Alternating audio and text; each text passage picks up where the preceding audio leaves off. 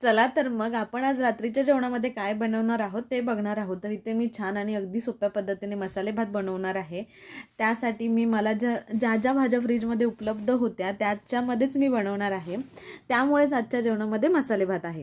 तर इथे मी कुकर गरम व्हायला ठेवला, त्याच्यामध्ये 2 पळी तेल ओतून घेतलं. तेल छान तापल्यानंतर जिरं मोहरीची फोडणी टाकली आणि उभ्या चिरून 4 मिरच्या टाकल्या, ज्यात जास्त प्रमाणात तिखट नाही आहेत. त्यानंतर त्याच्यामध्ये मी फ्लॉवर, मटार, बटाटा जे काही होतं ते ॲड करून घेतलं आणि त्याच्यानंतर आपला बिर्याणी राईस आहे हा टाकून घेतला. छान असा तेलामध्ये परतून घेतला. वरून थोडीशी कोथिंबीर टाकली, ग्लासभर पाणी ओतलं आणि काजू आणि मनुके टाकून 3 ते 4 शिट्या होण्यासाठी ठेवून दिलं.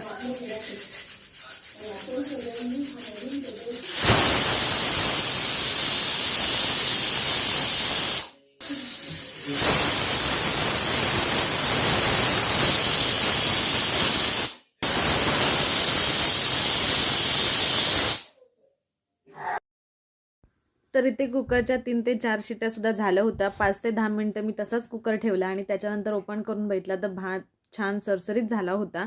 जसा मला पाहिजे होता तसा भात तयार झाला होता. तर तुम्हाला माझ्या भाताची रेसिपी आवडली का ही कमेंट करून नक्की सांगा.